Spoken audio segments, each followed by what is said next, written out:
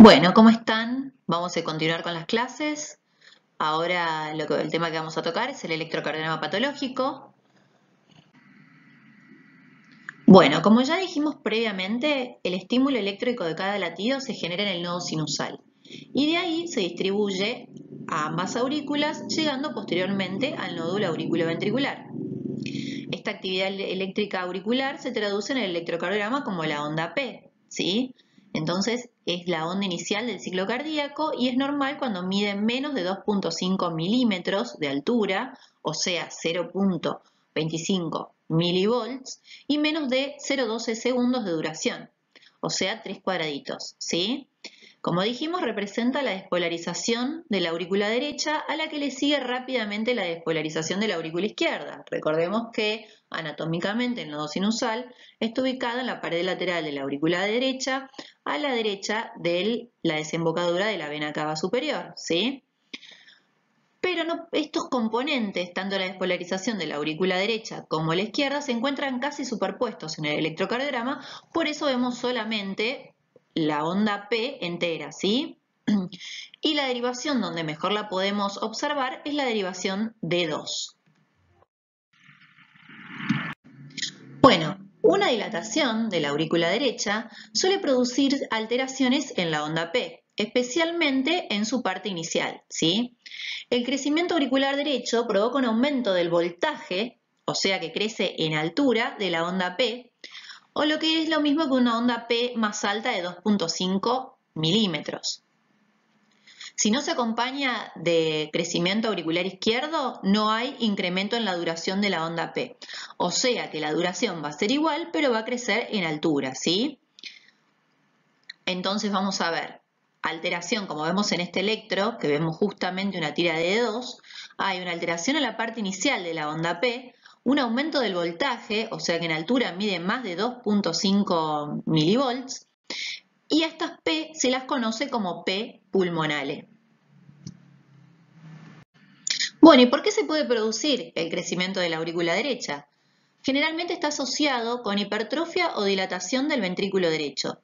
Cualquier patología que provoque aumento de presión en las cavidades derechas puede provocar una dilatación de la aurícula derecha, ¿sí? Por ejemplo, enfermedades pulmonares como el EPOC, la hipertensión pulmonar, el tromboembolismo de pulmón agudo, enfermedades valvulares derechas como la estenosis tricuspidia, la estenosis pulmonar, o cardiopatías congénitas como la tetralogía de Fallot, ¿sí? Entre otras causas. Bueno, ahora vamos a ver cómo se traduce en el electrocardiograma el crecimiento de la aurícula izquierda, ¿sí?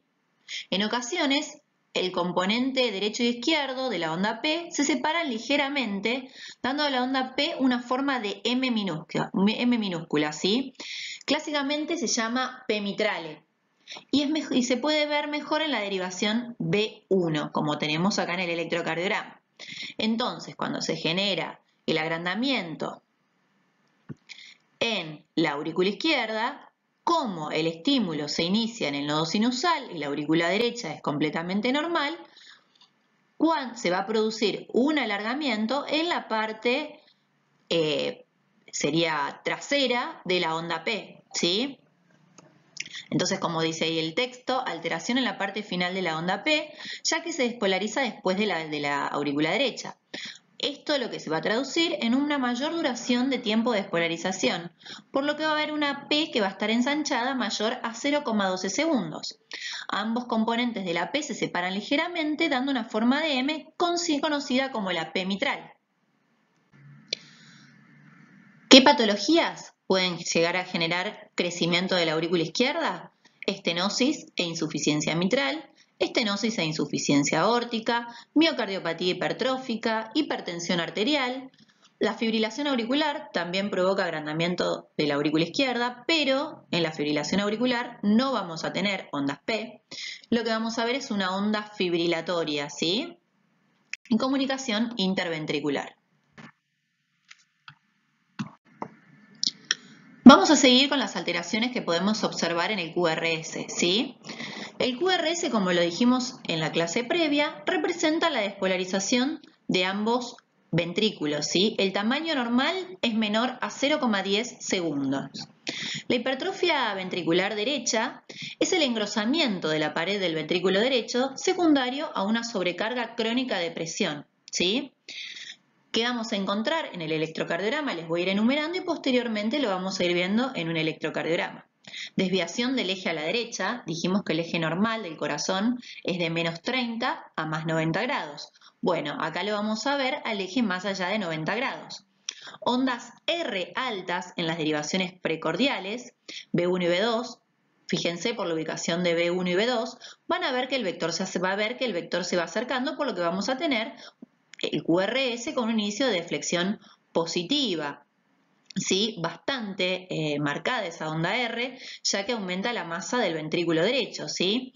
Y onda S en las derivaciones precordiales izquierdas, como B5 y B6. Recuerden la ubicación de B5 y B6, se encuentran en la línea axilar anterior y en la línea axilar media. Y esta onda S se debe a que las fuerzas finales se encuentran dirigidas hacia el ventrículo derecho, ¿sí? Ligero aumento también de la duración del complejo QRS y puede llegar a haber un descenso del segmento ST e inversión de las ondas T. Acá tenemos el ejemplo de un electrocardiograma donde podemos ver Rs altas en las derivaciones B1 y B2 con ondas S profundas en las derivaciones B5 y B6. Fíjense además que se encuentra con alteración en la repolarización debido a sobrecarga de presión en esta cavidad y también, si somos detallistas en este electrocardiograma, dijimos que una de las causas de agrandamiento de la aurícula izquierda es aumento del tamaño del ventrículo derecho. Fíjense en la derivación de 2, las ondas P muestran un aumento del voltaje, es decir, que tiene un crecimiento en altura, pero no así en la duración. Las causas de la hipertrofia del ventrículo derecho, hay un montón de patologías que se provocan por un aumento de la precarga en el ventrículo derecho, ¿sí? O sea, un aumento en la presión de fin de diástole. La tetralogía de Fallot, estenosis pulmonar congénita, comunicación interauricular e interventricular, valvulopatías como estenosis e insuficiencia pulmonar, tricuspidia o mitral, enfermedad el EPOC, cor pulmonale, tromboembolismo de pulmón y pueden ser también las apneas de sueño, que hay que tenerlas siempre en cuenta. Bueno, como vimos la hipertrofia del ventrículo derecho, ahora nos vamos a abocar a la hipertrofia del ventrículo izquierdo, ¿sí? Al aumentar la masa muscular del ventrículo izquierdo, como lo vemos en este gráfico, se produce un mayor voltaje de onda R en las derivaciones precordiales izquierdas, B5 y B6, ya que las fuerzas van a tirar más para ese lado, con una onda S profunda en las derivaciones precordiales derechas, como B1 y B2. Hay un aumento de la duración del complejo de QRS, que va a ser mayor a 0,10 segundos. Desviación del eje a la izquierda, o sea que vamos a encontrar un eje más negativo de menos 30, descenso del ST asimétrica y ondas T negativas, ¿sí? Principalmente en la cara lateral, como D1, ABL y B5 y B6.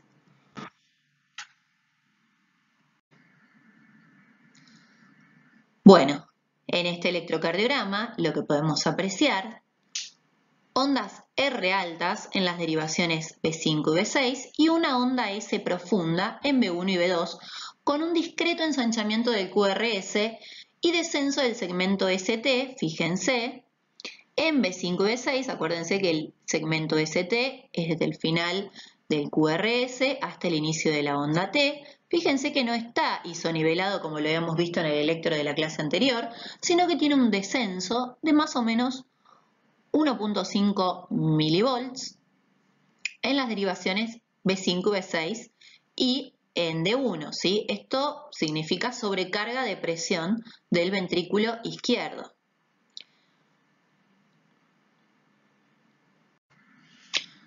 ¿Cuáles van a ser las causas de la hipertrofia del ventrículo izquierdo? Bueno, lo primero hay que tener en cuenta que esta hipertrofia se debe generalmente a la adaptación del miocardio a una sobrecarga de presión en el ventrículo izquierdo, ¿sí? Siendo la principal causa la hipertensión arterial.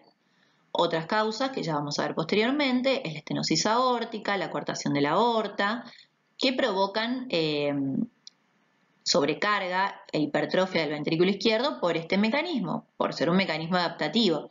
Después tenemos una patología, una miocardiopatía, que es la miocardiopatía hipertrófica, que es una enfermedad genética. Esto provoca una hipertrofia asimétrica, sobre todo a nivel del septum interventricular.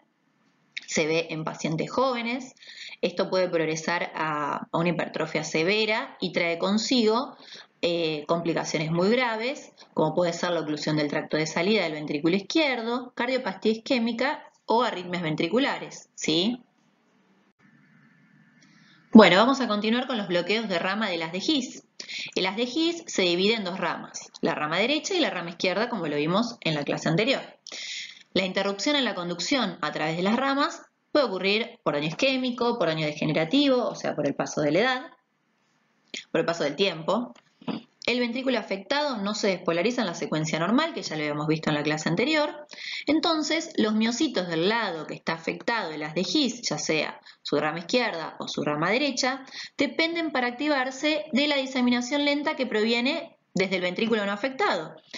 Recordemos que las fibras Purkinje son fibras que son ultra rápidas y permiten la despolarización secuencial. Con el bloqueo de una de estas dos ramas, la transmisión del impulso depende de los miocitos, ¿sí? Por lo que vamos a ver, este proceso, que va a ser un proceso prolongado, va a prolongar la despolarización y provocar un ensanchamiento del QRS. O sea que vamos a ver un QRS mayor aún de 0,10, puede ser un QRS de 0,12, 0,14 milisegundos, ¿sí? Para completar, un QRS entre 0,10 y 0,12 segundos es un bloqueo incompleto, ¿sí? Con otras características que vamos a ver en la filmina siguiente. Si el QRS es mayor a 0,12 segundos, es un bloqueo completo. Bueno, vamos a comenzar por el bloqueo completo de la rama derecha, ¿sí? Esta rama va a estar bloqueada desde el inicio. Entonces, el bloqueo completo de rama derecha se produce cuando la rama derecha no es capaz de conducir el estímulo eléctrico, por lo que la despolarización de ambos ventrículos va a depender de la rama izquierda, ¿sí? Acá, como dijimos, como no pasa por un sistema especializado, sino por los cardiomiocitos, se genera un retraso en la despolarización que provoca un complejo QRS que va a ser mucho más ancho y que va a tener un cambio de la morfología, ¿sí? Vamos a ver cómo se ve en este corazón que tenemos acá, en este esquema del corazón. El estímulo eléctrico desciende por la rama izquierda, despolarizando primero las regiones dependientes de la rama del ventrículo izquierdo y los 2/3 izquierdos del septum, y de forma retardada va a despolarizar las regiones de la rama derecha, ¿sí? ¿Qué pasa en un corazón normal, donde trabajan ambas ramas? ¿Sí? Dijimos en la clase anterior que lo primero que se despolariza es el septum interventricular. Entonces, en el electro normal, lo que vamos a observar es una onda R pequeña inicial en B1 y una onda Q pequeña inicial en la derivación B6. ¿Por qué? Porque el vector se va a ir acercando a B1 y se va a ir alejando de B6. Después ocurre la despolarización de ambos ventrículos con un claro predominio del ventrículo izquierdo, ¿sí? ¿Por qué del ventrículo izquierdo? Porque acordémonos que tiene mayor masa muscular que el ventrículo derecho. Entonces, esto lo que va a generar es una onda S profunda en B1 y una onda R alta en B6, ¿sí? Debido a que la onda de despolarización se va a ir acercando a B6 y se va a ir alejando de B1, ¿sí? Ahora, vamos a ver en la rama derecha nuevamente. Como la primera parte de la despolarización es el septum interventricular del lado izquierdo, el inicio de la despolarización es similar. La alteración la vamos a ver al final del complejo QRS, ¿sí? Entonces, el comienzo del QRS es igual al normal. Va a haber una R pequeña con una S en B1 y una Q pequeña con una R en B6. Pero en vez de concluir ahí, se produce la despolarización tardía del ventrículo derecho, ¿sí? Observándose al final del QRS una segunda onda R ancha, que se va a llamar R' en B1, y una onda S ancha en B6. Ahora lo vamos a ver en el siguiente diapositiva, que tenemos un electrocardiograma. Perdón, es la otra de la que le sigue, la del electrocardiograma. En esto vamos a ver cuáles son los criterios diagnósticos del bloqueo completo de rama derecha, que ya lo explicamos en el diagrama del corazón en la diapositiva anterior. Entonces, los criterios electrocardiográficos. Dijimos cómo el miocardio ventricular derecho se despolariza no por el sistema especializado del GIS, sino que se despolariza por miocitos, va a haber un QRS que va a ser mayor o igual a 0,12 segundos en adultos, o sea que va a ser un QRS ancho. Vamos a ver un patrón de RS, R' o una RS, una R' grande en las derivaciones B1 y B2, porque dijimos que la primera parte del QRS va a estar bien porque el miocardio se despolariza de la manera normal, pero se produce el retardo de la conducción hacia el lado derecho, por lo que se agrega esta onda R', ¿sí? Las ondas R' suelen ser más anchas que la onda R inicial. Y vamos a ver una onda S de mayor duración en las derivaciones D1 y B6. Y las ondas T suelen ser contrarias a la predominancia del QRS, o sea que vamos a encontrar en ciertas derivaciones ondas T invertidas. Bueno, acá tenemos un electrocardiograma de un paciente con bloqueo completo de rama derecha. Vamos a repasar los criterios previos, ¿sí? Dijimos que en un primer momento vamos a encontrar un complejo QRS ancho, que en este caso, si contamos, tiene 4 cuadraditos, o sea que es mayor a 0,10, o sea que va a ser mayor a 0,12, en este caso tiene 0,16 milisegundos de duración. Vamos a ver un patrón R, S, R', ¿sí? Cuando se añade otra deflexión positiva en el QRS, lleva el nombre de la deflexión que es positiva, en este caso la R es positiva, R', ¿sí? Entonces vamos a ver, la primera parte de la despolarización es normal y la segunda parte está alterada con esta nueva onda R debido a la despolarización tardía del ventrículo derecho, ¿sí? Y esta onda S profunda en B5 y en B6. B6 no lo ven porque la estoy tapando yo, pero es lo mismo verlo en B5, que también se debe a como esta onda de despolarización se está alejando de estas derivaciones, vamos a ver que se inscribe una onda que es negativa en las derivaciones B5 y B6 que dijimos que se encuentran en la región axilar anterior y medio y axilar, ¿sí?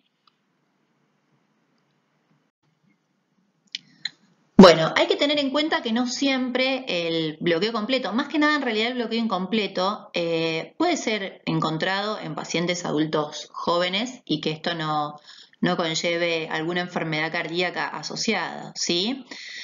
Igualmente, dentro de las causas patológicas, las principales causas de bloqueo completo de rama derecha, podemos dividirlas en enfermedades congénitas, como la comunicación interauricular, causas adquiridas, como la cardiopatía isquémica, y también alteraciones que provocan sobrecarga del ventrículo derecho, ¿sí? Al generarse un agrandamiento de la cavidad, las vías especializadas sufren trastornos, ¿sí? Por ejemplo, la hipertrofia del ventrículo derecho se puede llegar a observar, el cor pulmonale, el tromboembolismo de pulmón, el EPOC, son más o menos las mismas causas que van a provocar el agrandamiento de la aurícula derecha, ¿sí?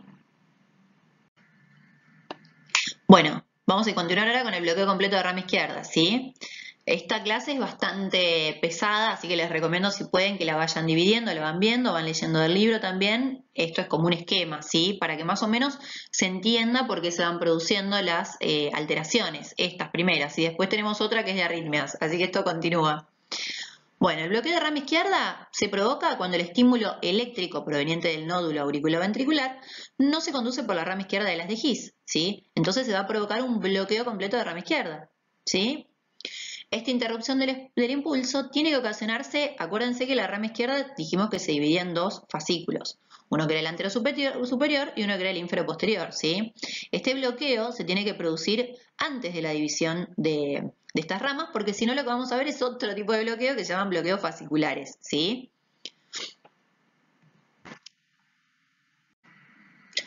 Bueno, vamos a traducirlo nuevamente a lo que se provoca a nivel cardíaco con el bloqueo de rama izquierda a través de este diagrama que tenemos acá, ¿sí?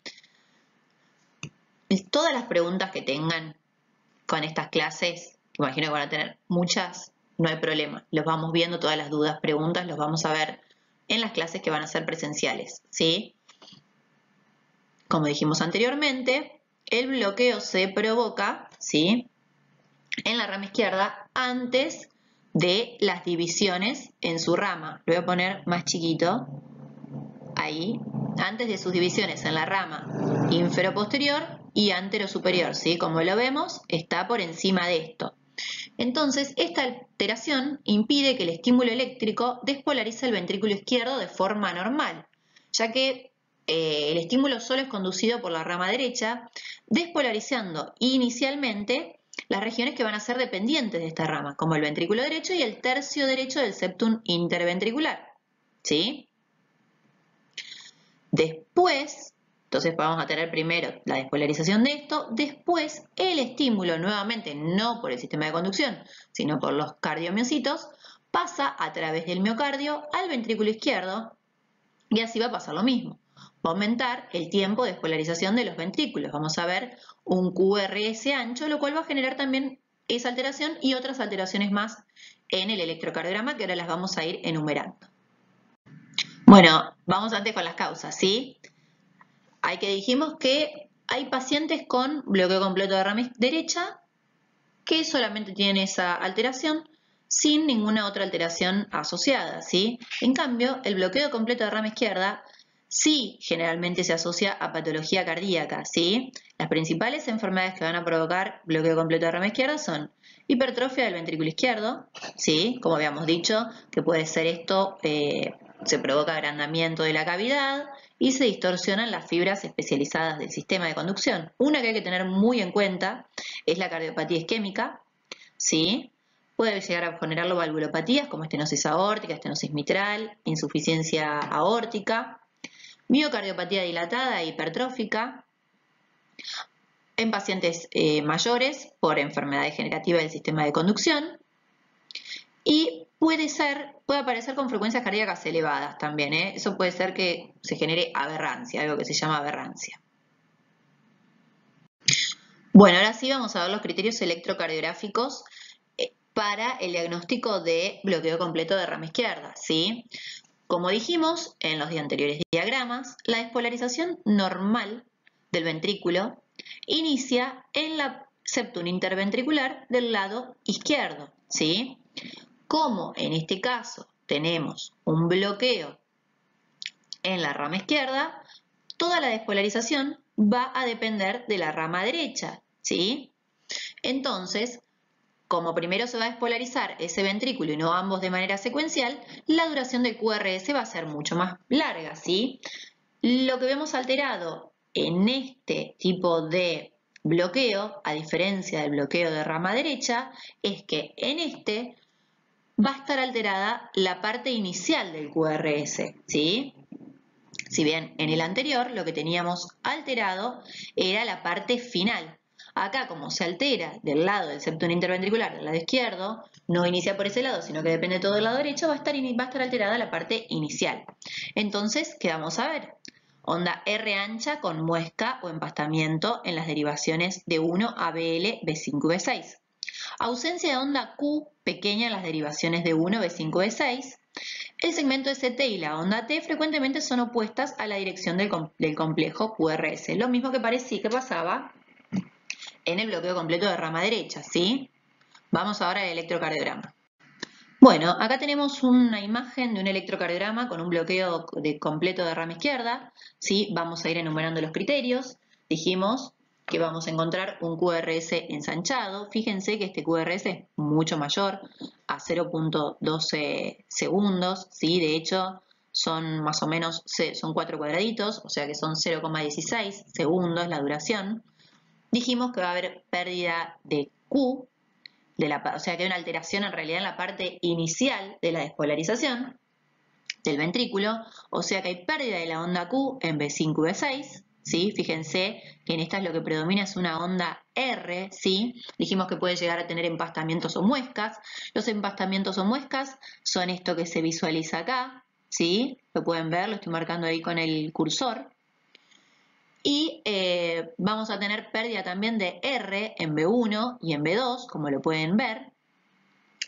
Cuando un QRS es completamente negativo, como esto no hay R, no se llama QRS, ¿sí? Se llama QS, porque es todo negativo, ¿sí?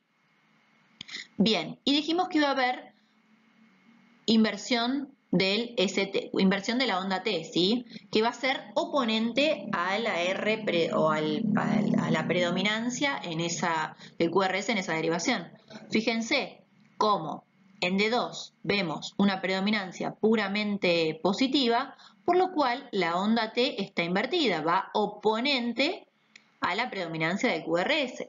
Fíjense, al contrario, en las derivaciones, por ejemplo, B1 y B2, que tenemos predominantemente un QS que va a ser todo negativo, fíjense que en este las ondas T son positivas, ¿sí? Bueno, y ahora vamos a hablar un poquito de los bloqueos fasciculares, ¿sí? Es un montonazo esto, pero bueno, después ya les digo, lo vamos a repasar todo en la clase presencial. Los bloqueos fasciculares se dan del lado izquierdo en los fascículos, ¿sí? Son una alteración de la conducción en uno de los fascículos de la rama izquierda del haz de His. La rama izquierda, como dijimos, se divide en dos fascículos, un fascículo que va a ser anterior y otro fascículo que va a ser el posterior. El fascículo anterior transmite el impulso eléctrico a la región antero-superior del ventrículo izquierdo, ¿sí? Mientras que el fascículo posterior lo transmite a la región postero-inferior. Bueno, vamos a comenzar con los criterios electrocardiográficos de los bloqueos fasciculares, comenzando por el hemibloqueo anterior, ¿sí? Entonces, en el ventrículo izquierdo, la despolarización va a depender principalmente de la hemirrama o del fascículo posterior-inferior, ¿sí? ¿Cuáles van a ser los criterios electrocardiográficos? Que ahora los vamos a buscar bien. En el electrocardiograma va a haber una desviación del eje a la izquierda entre menos 45 y menos 90. Dijimos que el eje normal del corazón es de menos 30 a más 90 grados. Morfología de QR en la derivación ABL, ¿sí? Va a haber una pequeña Q, ya que la primera parte, ya que veamos que el vector se va a ir alejando de ABL en un primer momento y después va a tener una polaridad positiva porque en un segundo momento se va a acercar, ¿sí? Y la duración del QRS va a ser menor a 0,12, ¿sí? En el caso que no tenga un bloqueo de rama derecha asociado que se puede llegar a dar, ¿sí? En ese caso va a ser mayor, pero si hay solamente un bloqueo, un hemibloqueo de cualquiera de los dos fascículos, el QRS va a ser menor a 0,12 segundos. ¿Y por qué? Porque las ramas principales, o sea, la rama derecha y la rama izquierda, están indemnes. Solamente acá está alterado uno de los fascículos, por lo cual se retrasa solo una parte de la activación del ventrículo izquierdo. Entonces comenzamos. Desviación del eje a la izquierda de menos 45 y menos 90. Recordando el triángulo de Beethoven, para ver el eje eléctrico, para calcularlo, vamos a ver las derivaciones frontales, ¿sí? De 1, de 2, de 3, ABR, ABL y ABF. Ya les dije que para mí lo más esquemático es ver D1 y ABF, ¿sí? Vemos que D1 es positivo, por lo cual va a estar del lado de 0, ¿sí? Y vemos que ABF es negativo, por lo cual se va a ubicar el eje en el cuadrante superior, ¿sí? De 0 a menos 90.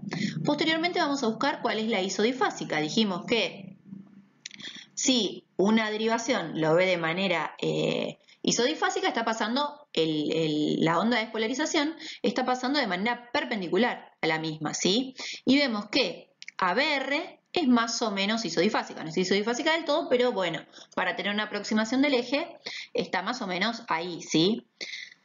Entonces determinamos que el eje está en menos 60, ¿sí? De hecho, fíjense la negatividad que tiene, ¿sí? De hecho, uno de los criterios es, también del hemibloqueo anterior, es onda S profunda, más profunda en D3 que en D2, ¿sí? Como lo vemos acá. Y bueno, la duración del QRS, que como lo pueden ver, es ancho, pero no es tan ancho. Bueno, y acá tenemos los criterios electrocardiográficos del hemibloqueo posterior, ¿sí? Vamos a tener un eje cardíaco entre más 90 y 180, o sea, un eje que va a estar desviado hacia la derecha. Morfología de R pequeña, una S profunda en la derivación de 1 y ABL, eso por la onda de despolarización. Morfología de Q pequeña y una R grande en la derivación de 3 y ABF, y un QRS, como dijimos, que va a ser menor a 0,12 segundos, pero un poquito más ancho que lo normal, o sea, un poquito mayor a 0,10. Esto, por supuesto, si no se asocia a otro bloqueo, ¿sí? Porque puede haber asociación, puede haber enfermedad de una de las hemirramas de la rama izquierda asociado a enfermedad de la rama derecha, por ejemplo, ¿sí? Bueno, como vemos, eje entre 90 y 180. Vamos nuevamente a D1 y a BF. Como vemos ya de por sí, D1 es negativo, ¿sí? O sea que lo que nos ubica es del lado de 180, ¿verdad? Bueno, y ABF es positivo, o sea que vamos a estar en el cuadrante inferior, entre 90 y 180. Vamos a buscar nuevamente la isodifásica, es más o menos nuevamente ABR, ¿sí? O sea que el eje más o menos va a estar en 120, ¿sí? Otro criterio que tenemos que tener, que va a haber una R mayor en D3 que en D2, ¿sí? Seguimos, morfología RS en la derivación de 1 y ABL. Fíjense que tiene una pequeña S, si lo pueden ver, muy chiquitita. Y QR en la derivación de 3 y ABF. Fíjense que comienza con una pequeña onda Q en D3 y en ABF, ¿sí? Y un QRS que va a estar levemente ensanchado. Bueno, finalizando ya con las patologías del QRS, vamos a seguir con el segmento ST, la onda T, ¿sí? Dijimos que el segmento ST va desde la finalización de la onda S hasta el comienzo de la onda T, ¿sí? Bueno, y posteriormente tenemos la onda T. Esto corresponde a la repolarización ventricular, ¿sí? En condiciones normales, esto es como lo vemos acá en esta imagen. Es plano o isoeléctrico, o sea que sea isoeléctrico quiere decir que la línea es recta, ¿sí? Aunque puede llegar a presentar en algunos pacientes alguna variación que sea menor en algunas derivaciones, en realidad alguna variación que sea menor a 0,5 milímetros, o sea, la mitad de un cuadradito. Para valorar su desplazamiento se utiliza como referencia el segmento entre la onda T del latido previo y la onda P del latido analizado, o sea, esta parte, ¿sí? Esto es lo que usamos como referencia para decir si el segmento ST está alto o bajo, ¿sí? La cardiopatía isquémica es la causa más frecuente de elevación o de descenso del segmento ST. ¿Por qué? Ya que la repolarización ventricular es muy sensible a la perfusión del miocardio, ¿sí? Cuando una región del corazón sufre isquemia persistente, se genera una imagen de lesión en el electrocardiograma, observándose variación del segmento ST, ya sea un ascenso o un descenso del mismo, dependiendo del grado de oclusión de la arteria coronaria, ¿sí? Bueno, vamos a centrarnos primero en los hallazgos que vamos a encontrar en un infarto con síndrome coronario con elevación del ST, ¿sí? Acá lo que tenemos es una oclusión total de la arteria, ¿sí? Esto presenta una secuencia temporal de alteraciones del segmento ST y la onda T que permiten diferenciar en qué momento estamos, ¿sí? Fíjense que no se ve muy bien. Acá tenemos el primer dibujito con un electrocardiograma normal. Fíjense que no hay ninguna alteración, está todo el segmento de ST está isoeléctrico. Por ejemplo, este paciente tiene una oclusión aguda y total, vamos a ir viendo los cambios que van apareciendo ni bien van pasando las horas y días, ¿sí? La alteración inicial, como vemos acá, es la elevación del segmento ST con una onda T de aspecto puntiaguda, ¿sí? La vamos a ver así. En esta fase, aún las células son viables y aún no se ha desarrollado la onda Q. La onda Q, ¿sí? Significa fibrosis, no todas las Q. Ya sabemos, tiene que ser una Q patológica, ya lo vamos a ver, ¿sí? Es que esa zona ya murió cuando se van desarrollando las ondas Q, ¿sí? Entonces, en un primer momento, cuando tenemos la oclusión total del vaso, lo primero que se cambia es una elevación del segmento ST con una onda T que va a ser muy puntiaguda, ¿sí? Si en este momento se logra la reperfusión exitosa mediante ya sea fibrinolisis o angioplastia coronaria, el segmento ST va a volver a su normalidad, ¿sí? En los pacientes que no se logra llegar en este momento, viene sí o sí la muerte celular en el transcurso de varias horas, que va a ir determinando mayor elevación del segmento ST, disminución de la amplitud de la onda R, fíjense esta onda R, con diferencia de este, e inicio de la formación de la onda Q, ¿sí? Esto igual se produce dentro de las primeras horas, por eso es tan importante, como ya habrán tenido las clases, de síndromes coronarios agudos, cuando es el tiempo para reperfundir, ¿sí? Bien, en el día 1 a 2, posterior al síndrome coronario agudo, el segmento es, en el caso de que no se reperfundió, que seguimos con la evolución patológica, ¿sí? El ST continúa elevándose. Empieza a haber ondas T invertidas, que se van, a primer momento lo teníamos acá, ¿sí? Teníamos ST, acá se empiezan a profundizar las ondas T, ¿sí? Y fíjense que ya tenemos una Q mucho más grande. Días después, vemos que ya el ST niveló, continuamos con unas ondas T que son negativas, ¿sí? Y son, a diferencia, que no son asimétricas, sino que son bien simétricas, y fíjense que ya la Q es mucho más profunda, y posteriormente, que no se ve, pero se los cuento porque estoy yo encima, es semanas después, queda solamente la onda Q persistente, ¿sí? Que para que sea una onda Q patológica, tiene que ser mayor o igual a 1 milímetro de ancho y presentar una profundidad mayor al 25% de la altura total del QRS, ¿sí? En el síndrome coronario agudo con elevación del segmento ST, depende de dónde se desarrolla el supra-ST, podemos localizar más o menos cuál es la arteria coronaria que está comprometida, ¿sí? Por ejemplo, un infarto inferior, vamos a tener un supra-ST en D2, D3 y ABF, ¿sí? Y esto, probablemente la arteria que esté enferma, va a ser la coronaria derecha, ¿sí? Un infarto que sea anteroseptal, vamos a ver supra-ST de B1 a B4, ¿sí? Y probablemente acá la arteria que esté comprometida es la descendente anterior, rama de la coronaria izquierda, ¿sí? Y un infarto que sea anterolateral, me importan más o menos estos, van a haber alteración o supra-ST en B5, B6, D1 y ABL, ¿sí? Y esto, la arteria que está afectada con más frecuencia es la circunfleja.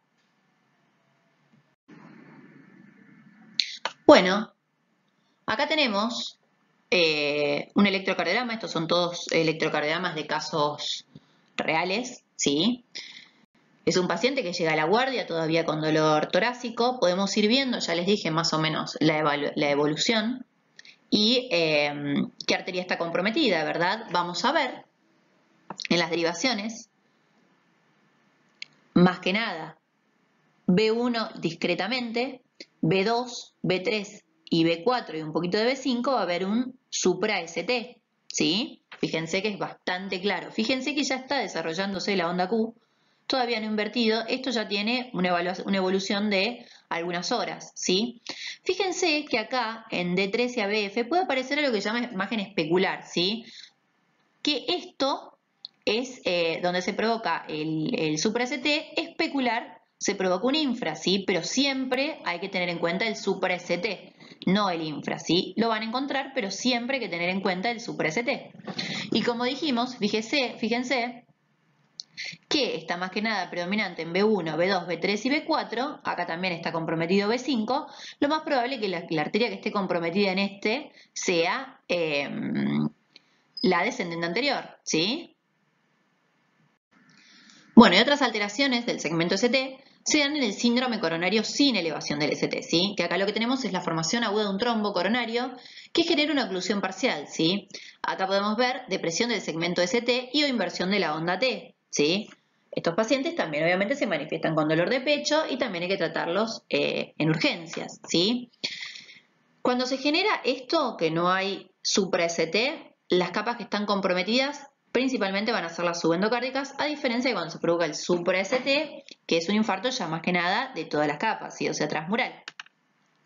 Fíjense, otra cosa más, no es tan fácil, tampoco es fácil en el otro, pero en este no está tan correlacionado en realidad donde se genera la depresión del segmento ST con la arteria que afectada, como en los pacientes que se presentan con supra-ST, ¿sí?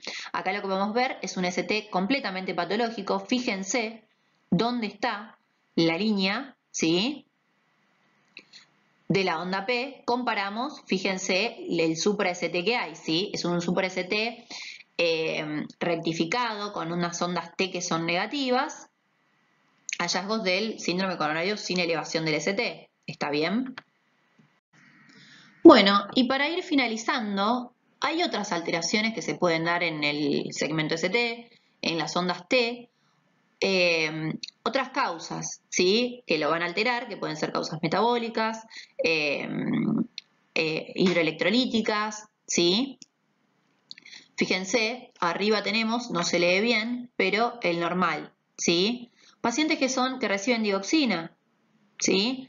Generalmente lo que se le puede ver es una cubeta digitálica, ¿sí?